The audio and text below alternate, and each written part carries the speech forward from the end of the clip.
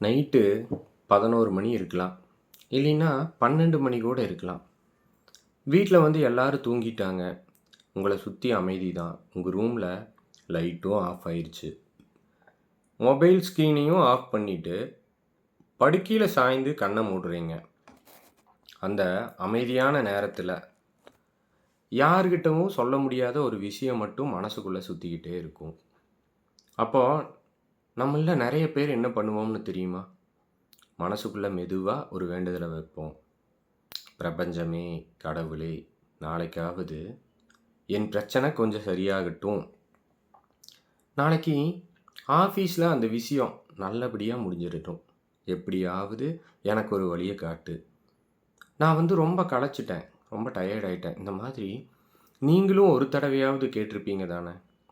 உண்மைன்னா சொல்லுங்க ஆமான்னு, கமெண்ட் பண்ணுங்க ஆமான்னு. இல்லைன்னா, உங்களுக்கு தெரிஞ்ச யாராவது இப்படி கேட்டிருப்பாங்களா? ஏன்னா, அந்த நேரத்தில வர்ற வேண்டுதல் வெறும் ஆசை கிடையாது. அது யார்கிட்டயும் சொல்ல முடியாத உங்க மனதினுடைய சுமை. எல்லா கதவுகளும் மூடிட்ட மாதிரி தோணும்போது, கடைசியா கிடைக்கிற ஒரு சிறிய நம்பிக்கை. அந்த நம்பிக்கையோட தான் நாம தூங்குறோம். ஆனா, மறுநாள் காலையில அலாரம் அடிச்சு, நம்ம கண்ண திறந்த உடனே என்ன நடக்குது? நேத்து இரவு அந்த அளவுக்கு நம்பிக்கையோட கேட்ட வேண்டுதல், ஒரு சில நிமிஷத்துக்குள்ள மறந்து போயிடும். காலையில அலாரம் அடிச்சு கண்ணு முழிச்ச உடனே, உங்க உடம்புல ஒரு விதமான சோர்வு. எழுந்து உட்காரவே மனசு வராது. இன்னும் கொஞ்ச நேரம் படுத்திருக்கலாமேன்னு தோணும். நண்பர்களே உண்மைய சொல்லுங்க. இந்த இப்ப சொன்னேன் பார்த்தீங்களா, எழுந்திருக்கவே முடியலன்னு. எனக்கு தெரிஞ்சு பெரும்பாலும் எல்லாத்துக்கும் தோணும். உண்மதானே? உண்மைனா மட்டும் ஆமான்னு கமெண்ட் பண்ணுங்க. நேத்து இருந்த அதே கவலை, அதே பயம், அதே குழப்பம் சில நேரம் அத விட கொஞ்சம் அதிகமாவே காலையில நம்ம மனச வந்து பிடிச்சுக்கும். அப்போ தெரியாம ஒரு கேள்வி உள்ளுக்குள்ள வரும். நேத்து நைட்டு அந்த அளவுக்கு மனசார வேண்டிக்கிட்டனே, அப்புறம் ஏன் எந்த மாற்றமும் தெரியல எனக்கு. இந்த கேள்வி உங்களுக்கும் வந்திருக்கலாம். எல்லாத்தையும் கொடுக்கக்கூடிய அந்த பிரபஞ்சம், தூங்குறதுக்கு முன்னாடி நாம மனசார வைக்கிற இந்த வேண்டுதல்களை மட்டும் ஏன் ஏத்துக்க மாட்டேங்குது? ஏன் அது நடந்த மாதிரி தெரியல? ஒரு நிமிஷம் யோசிச்சு பாருங்க. ஒருவேளை பிரச்சனை நாம கேட்கிற வேண்டுதல்ல இருக்காதுங்க. நாம கேட்கிற விதத்திலயும் இருக்காது. அத விட முக்கியமா, நாம எந்த மனநிலையில இருந்து அத கேட்கிறோம் அப்படிங்கிறதுல தான் இருக்கலாம். புரியுதுங்களா? இத வந்து ஒரு சின்ன உதாரணத்தோட புரியாதவங்க புரிஞ்சுக்கலாம். நம்ம மொபைல் ஃபோன்ல ஒரு 20, 30 ஆப்கள ஓப்பன் பண்ணி வச்சிருக்கோம். உங்களுக்கு சொல்லணும்னா Facebook, WhatsApp, YouTube, Instagram இப்படி நெறைய ஆப்கள பேக்கிரவுண்ட்ல ஓடிக்கிட்டே இருக்கும். அதுக்கப்புறம் ஸ்க்ரீன மட்டும் ஆஃப் பண்ணிட்டு, சரி மொபைல் ரெஸ்ட் எடுக்குதுன்னு நெனச்சு ஓரமா வச்சர்றோம். வெளியில இருந்து பார்த்தா மொபைல் அமைதியா கிடக்கிற மாதிரி தான் நமக்கு தெரியும். ஆனா உண்மை என்னன்னா, அந்த மொபைல்குள்ள அந்த எல்லா ஆப்களும் இன்னும் வேலை செஞ்சுக்கிட்டே இருக்கும். ஒவ்வொரு ஆப்பும் கொஞ்சம் கொஞ்சமா அந்த மொபைல் பேட்டரிய ட்ரைன் பண்ணிக்கிட்டே தானே இருக்கும். இது எல்லாத்துக்கும் தெரியலையா? காலையில எழுந்து ஃபோன எடுத்து பார்த்தா, பேட்டரி வந்து பாதிக்கு கீழ போயிருக்கும் இல்லையா? டவுன் ஆயிருக்கும் சார்ஜ். சில நேரம் பார்த்தீங்கன்னா, ஃபுல்லாவே காலியாயிருக்கும். நம்ம மூளையும் இதே மாதிரி தான் வேலை செய்யுது. நாம தூங்குறோம். ஆனா, நம்ம கவலைகள் தூங்குறது இல்ல. நாம கண்களை மூடுறோம். ஆனா, நம்ம பயங்கள மூடுறது இல்ல. நேத்து நடந்தது, நாளைக்கு என்ன ஆகுமோ? அவன் ஏன் அப்படி பேசுனான்? பணம் நமக்கு எப்படி வரும்? இல்லைன்னா நம்ம வீட்ல என்ன நடக்கும்? வேலையெல்லாம் சரியா போகுமா? இப்படி 100 பேக்கிரவுண்ட் ஆப்ஸ் மாதிரி உங்களுடைய எண்ணங்கள் வந்து இரவு முழுக்க உங்களுக்குள்ள ஓடிக்கிட்டே இருக்கும். நடந்திருக்கா உங்களுக்கு இது? அதனால தான் காலையில எழுந்த உடனே உங்கள் உடம்பை விட முதல்ல சோர்வாக இருப்பது நம்ம மனசு தான். பகல் முழுக்க நம்ம மனசு சும்மாவே இருக்கிறது இல்லைங்க. ஏதாவது ஒரு விஷயம் நடந்துக்கிட்டே தான் இருக்கும். ஆஃபீஸில் யாராவது ஒரு வார்த்தை சொல்லியிருப்பாங்க. அவர் ஏன் அப்படி பேசிட்டாரு? இந்த கேள்வி ஒரு ஆப் மாதிரி ஓப்பன் ஆகிடும். அடுத்த நிமிஷம், அடுத்த மாதம் இஎம்ஐ எப்படி கட்ட போகிறேன்? இன்னொரு ஆப் இது. புரியுதுங்களா? வீட்டில் நடந்த ஒரு சின்ன சண்டை, குழந்தைகளோட எதிர்காலம், உடம்பு சரியில்லாத ஒருத்தரை பற்றிய கவலைகள், அது கூட பணம், வேலை, உறவுகள், இப்படி ஒவ்வொரு கவலையும் நமக்கே தெரியாமல் பின்னாடி ஓடிக்கிட்டே இருக்கும். நான் சொன்னேன்ல, அந்த மொபைல் ஆப் மாதிரி ஓடிக்கிட்டே இருக்கும். அதனால தான் நைட்டு தூங்க போகிறப்ப யாருமே ஒரு வெற்று மனசோட போகிறது இல்லை. யதார்த்தம் இதுதான். அந்த நாள் முழுக்க நடந்த எல்லா சம்பவங்களையும், அன்னைக்கு நடந்த எல்லா கவலைகளையும், உங்களுக்கு ஏற்பட்ட காயங்களையும் ஒரு பெரிய பையில போட்டு தூக்கிட்டு போகிற மாதிரி தான் நாம் தூங்கவே போகிறோம். இது எல்லாத்தையும் தூக்கிட்டு போய் அப்படியே பெட்டில் படுத்துடுறோம். ஒருத்தர் கடன் சுமையால் தூங்குறார். இன்னொருத்தர் அவமானப்பட்ட அந்த சம்பவத்தோட தூங்குறாரு. அந்த சம்பவத்தோட நினைவுகளோட தூங்குறாரு. இன்னொருத்தர் நாளைக்கு என்ன ஆகுமோன்னு ஒரு பயத்தோடையே தூங்குறாருங்க. இப்படி ஒவ்வொருத்தரும் ஏதோ ஒரு அடையாளத்தோட தான் கண்களையே மூடுறோம். நான் கடனில் இருக்கிறவன், நான் கஷ்டப்படுறவன், நான் தோத்துட்டவன், என் வாழ்க்கையில் எதுவுமே சரியாக நடக்கலை. இந்த அடையாளத்தை உங்கள் மனசு இறுக்கமாக பிடிச்சிக்கிட்டே இருக்கும். அந்த நிலையில தான் நாம் கடவுளே எனக்கு நிம்மதி வேணும், பிரபஞ்சமே எனக்கு பணம் வேணும், எப்படியாவது என் வாழ்க்கையை மாற்றிடு அப்படின்னு கேட்குறோம். உண்மையா மக்களே? யோசிச்சு பாருங்கள். இப்போ நான் சொன்னது உண்மையா? எல்லாரும் பண்ணுறீங்களான்னு தெரியாது. எத்தனை பேர் பண்ணுறீங்க? கமெண்ட் பண்ணுங்கள்.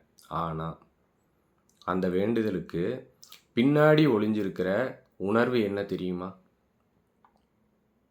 என்கிட்ட இது இல்லை, நான் இன்னும் கஷ்டத்தில் தான் இருக்கேன், நான் பயந்துக்கிட்டே இருக்கேன், என்னோட வாழ்க்கையில் ஒரு பெரிய குறை இருக்குது. இதுதான் நம்ம ஆள் மனசு தொடர்ந்து அனுப்புகிற உண்மையான செய்தி. வாயால் நாம் எனக்கு வேண்டும்னு சொன்னாலும், உங்கள் உணர்வால் நாம் என்கிட்ட இல்லைன்னு தான் சொல்லிக்கிட்டு இருக்கோம். அதனால தான் நம்ம வேண்டுதலை விட நம்ம உள்ளுக்குள்ளே இருக்கிற அந்த இல்லாமை உணர்வு தான் ரொம்ப அதிக சக்தியோட பதிவாகுதுங்க. இங்கே ஒரு சுவாரஸ்யமான விஷயம் இருக்குது. நம்மள நிறைய பேருக்கு இது தெரியவே தெரியாது. இந்த தூக்கத்துக்கும் முழு விழிப்புக்கும் நடுவில் பார்த்தீங்கன்னா ஒரு சின்ன இடைவெளி இருக்கும். கண்ணு மெதுவாக அப்படியே செருக ஆரம்பிக்கும். உங்கள் உடம்பு பார்த்தீங்கன்னா தூக்கத்துக்கு போக ஆரம்பிக்கும். உடம்பு பாடி டயர்டாகி தூக்கத்துக்கு போக ஆரம்பிக்கும். ஆனால் சுற்றி நடக்கிற சத்தம் எல்லாம் பார்த்தீங்கன்னா கொஞ்சமாக காதில் விழும். யாராவது உங்கள் பெயர் சொல்லி கூப்பிட்டா அரைகுறையாக கேட்கும். அந்த பாதி விழிப்பு பாதி தூக்க நிலை தான் ரொம்ப முக்கியமான நேரம். அது வெறும் தூங்க போகிற சில நிமிஷங்கள் இல்லை, நம்ம மூளை ஒரு விதமான அமைதிக்குள்ளே போக ஆரம்பிக்கிற நேரங்க. அந்த நேரத்தில் எப்பவும் கேள்வி கேட்டுக்கிட்டே இருக்கிற நம்ம லாஜிக்கல் மைண்டு கொஞ்சம் அமைதியாகிடும். இது சாத்தியமா?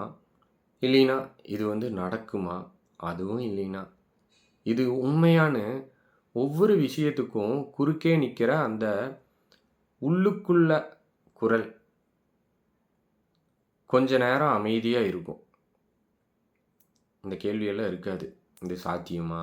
இது நடக்குமா? இது உண்மையாங்கிற கேள்வியெல்லாம் அப்படி இருக்காது. ஆனால் அதே நேரத்தில் நம்ம ஆள் மனசு மட்டும் ரொம்ப கவனமாக இருக்கும். சயின்டிஃபிக்காக பார்த்தீங்கன்னா இந்த நிலையத்தான் தீட்டா ஸ்டேட்னு சொல்கிறாங்க. இந்த பெயரை ஞாபகம் வைக்கணும்னு அவசியம் இல்லை. ஆனால் அந்த நேரத்தோட முக்கியத்துவத்தை மட்டும் புரிஞ்சுக்கணுங்க. ஏன்னா அது நம்ம கஷ்டங்களை கொண்டு போய் புகார் சொல்கிற நேரம் இல்லை. அதை ஒரு பெரிய அச்சு இயந்திரம் மாதிரி நினச்சிக்குவாங்க. எந்த பேப்பரை அதுக்குள்ளே வைக்கிறீங்களோ அதைத்தான் அது திரும்ப திரும்ப அச்சடிக்கும் இல்லையா? நீங்கள் வைக்கிற பேப்பரில் தான் அந்த மிஷின் அச்சடிக்கும். அதே மாதிரி அந்த சில நிமிஷங்களில் நீங்கள் எந்த உணர்வோடு இருக்கீங்களோ, அது வந்து அமைதியா, அப்படி இல்லைன்னா பயமா, அதுவும் இல்லைன்னா நம்பிக்கையா, இல்லைன்னா கவலையா, அதைத்தான் உங்கள் ஆழ் மனசு முக்கியமான தகவல்னு எடுத்துக்கொள்ள ஆரம்பிக்கும். அதுதான் அந்த இரவு முழுக்க உங்களுக்குள்ள வேலை செய்யும். ஆனால் நாம் என்ன பண்ணுறோம் தெரியுமா? சரியாக அந்த முக்கியமான நேரம் வந்ததும் இந்த பகல் முழுக்க சேமித்து வச்சிருந்த எல்லா கவலைகளையும் ஒன்றொன்னா எடுத்து பார்க்க ஆரம்பிச்சிடுவோம் இல்லையா? நிறைய பேர் பண்ணியிருப்பீங்க. இன்றைக்கி வந்து யார் என்ன பேசுனாங்க அப்படின்னு ஒவ்வொன்றா யோசிச்சுட்ருப்பீங்க. அதுக்கப்புறம் இன்றைக்கி என்னென்னலாம் பிரச்சனைகள் வந்தது அப்படின்னு யோசிப்பீங்க. அடுத்து எவ்வளவு கடன் இருக்குது அப்படின்னு யோசிப்பீங்க. இதுக்கெல்லாம் மேலே அடுத்து இன்னொன்று இருக்குது, நாளைக்கு என்ன ஆகுமோ அப்படின்னு ஒரு யோசனை வந்துடும். எல்லாத்தையும் அந்த நேரத்தில் தான் மனசுக்குள்ளே மீண்டும் ஓட விடுறோம் நம்ம. அப்படி இருக்கும்போது நம்ம ஆழ் மனசு எந்த உணர்வை பதிவு பண்ணும்? நீங்களே சொல்லுங்கள். நம்பிக்கையா இல்லைன்னா பயத்தையா? அதுதான் யோசிக்க வேண்டிய மிக முக்கியமான கேள்விங்க. அவன் எப்படி என்னை பார்த்து அப்படி பேசலாம்? நாளைக்கு அந்த பணம் வரலனா நான் என்ன பண்ணுறது? அப்படின்னு பயத்தோடையும் இல்லைன்னா கோபத்தோடையும் தூங்குவோம். நீங்கள் பயத்தோடு தூங்குனா உங்கள் மூளை அந்த பயத்தை மட்டும்தான் ஒரு விதையாகவே எடுத்துக்கும். அடுத்த 8 மணி நேரமும் உங்கள் உடம்புக்குள்ள, உங்கள் நரம்புகளில் அந்த பயம் மட்டும்தாங்க பிரிண்ட் ஆகும். குறைபாட்டை வந்து விதையாக விதைச்சிட்டு காலையில் எழுந்ததும் ஒரு நல்ல நிறைவான அறுவடையை எப்படிங்க கேட்க முடியும்? அப்போது இன்றிரவு என்ன தான் நம்ம செய்யணும்? எதையுமே கேட்காதீங்க. நாளைக்கு நடக்க போகிற எந்த அற்புதத்தையும் கற்பனை பண்ணி பார்க்க வேண்டாம். அதுக்கு பதிலாக இன்றிரவு இந்த 3 விஷயங்களை மட்டும் செஞ்சு பாருங்கள். முதல் விஷயம், அது என்னன்னு கேட்குறீங்களா? உங்கள் உடலை தளர்த்துவது. பெட்டில் படுத்ததும் முதல்ல உங்கள் உடம்பை கவனிங்க. அறியாமலேயே உங்கள் தாடையை இருக்க கடித்து வச்சுருப்பீங்க நீங்கள். சில பேர் பண்ணியிருக்கலாம், கொஞ்சம் பேர் பண்ணாமல் இருக்கலாம். தோள்பட்டையை ரொம்ப இறுக்கமாக வச்சுருப்பீங்க. மூச்சை ரொம்ப வேகமாக விட்டு இருப்பீங்க, ரொம்ப வேகமாக விட்டுட்ருப்பீங்க. ஏன்னா இந்த காலையில் இருந்த டென்ஷன், பகல் ஃபுல்லாக இருந்த டென்ஷன் உடம்பில் வந்து தங்கியிருக்கும். முதல்ல அதை கொஞ்சம் தளர்த்துங்க. உங்கள் தாடையை ஃப்ரீயாக விடுங்க. தோள்பட்டையை தளர்த்துங்க. மெதுவாக ஆழமாக மூச்சை விடுங்க. உங்கள் உடம்புக்கு ஒரு சிக்னல் கொடுங்க, இன்னைக்கு போர் முடிஞ்சிருச்சு, ஓய்விடு அப்படின்னு. சரி, அடுத்து அந்த 2வது விஷயம், அந்த அடையாளங்களை இறக்கி வைப்பது. இதுதாங்க ரொம்ப முக்கியம். ஒரு நிமிஷம் நிதானமாக உங்களுக்குள்ளேயே சொல்லிக்கோங்க, நான் வந்து இந்த உடம்போட வலி இல்லை, நான் ஆஃபீஸில் பார்க்குற அந்த பதவியும் இல்லை, எனக்கு இருக்கிற கடனும் நான் இல்லை, மற்றவங்க என்னை பற்றி நினச்சி வச்சிருக்கிற அந்த பிம்பமும் நான் இல்லை. ஒரு பழைய சட்டையை கழற்றி ஓரமாக போடுற மாதிரி இந்த பகல் முழுக்க நீங்கள் போட்டிருந்த அந்த அடையாளங்களை எல்லாம் கழற்றி வைங்க. ஒரு பூஜ்ஜியமாக மாறுங்க. எந்தவித எதிர்பார்ப்பும் இல்லாத ஒரு காலியான கோப்பையாக மாறுங்க. பழைய டீயை கீழே கொட்டாமல் புது டீயை ஊற்ற முடியாது இல்லையா? உதாரணத்துக்கு சொல்கிறேங்க. அதனால் முதல்ல வந்து காலியாகுங்க.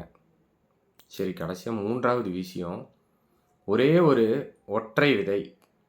இந்த காலியான மனநிலையில் தூக்கம் கண்ணை சுழற்றும் போது, நல்லா தூக்கம் வரும்போது பிரபஞ்சத்துக்கிட்ட எனக்கு கார் வேணும், பேங்க் பேலன்ஸ் வேணும்னு பொருளாக கேட்காதீங்க. அதுக்கு பதிலாக நாளைக்கு நீங்கள் எப்படி உணர விரும்புகிறீர்களோ அதை மட்டும் ஒரு ஒற்றை வரியில் சொல்லுங்கள். நான் ரொம்ப அமைதியாக இருக்கேன், நான் வந்து எல்லாத்தையும் தெளிவாக கையாள போகிறேன், அவ்வளோதான். இந்த ஒரு மெல்லிய உணர்வாக மட்டும் மனசில் வச்சுக்கிட்டு அப்படியே தூங்கிடுங்க. இப்படி தூங்கி பாருங்க. நாளைக்கு காலையில நீங்க கண் முழிக்கும்போது, உங்க அறையில வானத்திலிருந்து பணமெல்லாம் ஒண்ணும் கொட்டியிருக்காது.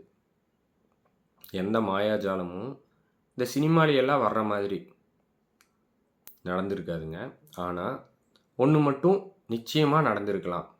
உங்க மூளையோட ரசாயன மாற்றம் சீராகி இருக்கும்.